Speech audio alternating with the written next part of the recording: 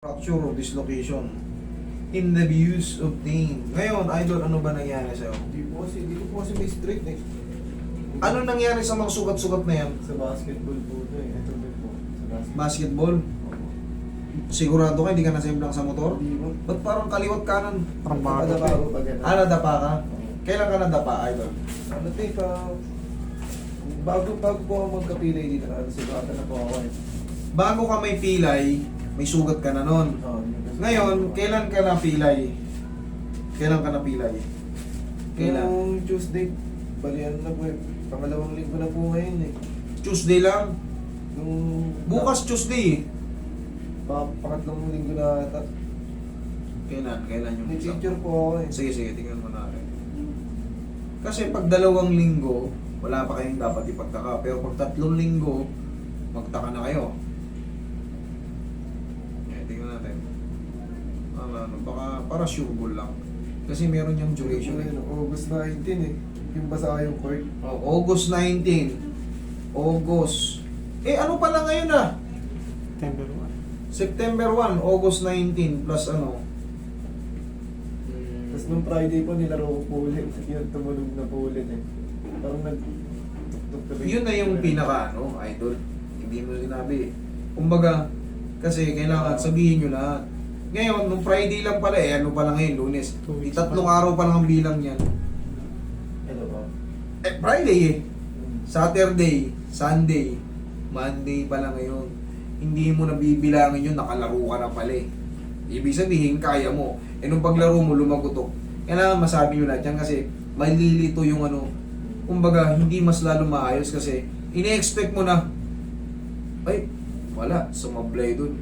Pero hindi mo alam, maga yung loob niyan, 3 araw. Maga yung loob niyan, kaya hindi mo ma-pull.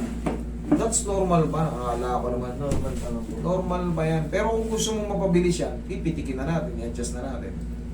Ayun, kita mo, magang-maga, oh. Kaya nga po. Oh. Kailangan mo lang kasi magsabi ng totoo. Higa ka dyan. Madali lang naman yan, idol. Pero siyempre, kailangan nyo malaman yung mga namamaga sa tuhod nyo. Pagbago pa, normal lang yan. Okay, higa. Huwag kayo kagad na mag-expect na isang araw, magaling ka na kagad. Pinilipit mo nung Friday. Kita mo, hindi mo ma-straight. Namamaga. Normal lang yun. Sige, tama yun. Tama yun yan. Pero yung pag ganyan namamaga, ang discard dyan, haplusin lang muna. Tapos, tsaka pitikin. Sige, laglag mo na katawan mo. Yan, huwag ka matakot. Yan, may sabaw.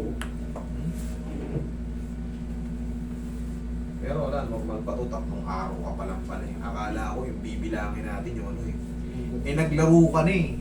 Ibig sabihin, kaya mo na. Wala nang masakit. Hindi ka naman makakalaro ng pilay ka talaga eh. Ngayon, ang nangyari, nung paglaro mo, tumunog. Yari ka, na-double damage ka. Baka nung Roy, bandage yun. Hindi ka pa sumisigat, naputulan ka na ng ACL. Habang buhay mong dadali na yun, pag naputol na yun. Pero siyempre, na-opera pa naman yun, pero ang laki ng gastos. 100,000.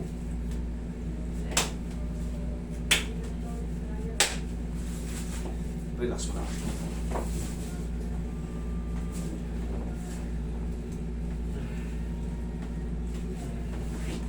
100,000 uubusin mo. Idol. Straight mo lang. Yan. Huwag mo lalabanan. One more.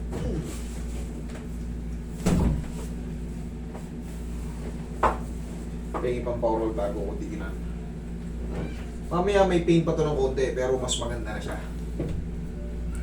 Yan. Tapos, antay ka lang 2 to 3 weeks. Ganun lang ang nun. Masyado mo lang, kumbaga, namamadali yung mo. 3 araw ka pa lang, pinay ka pa talaga yan. Tulog ka na, ha? Ang galing mo to. Kasi balik mo lang ulit sa umaga.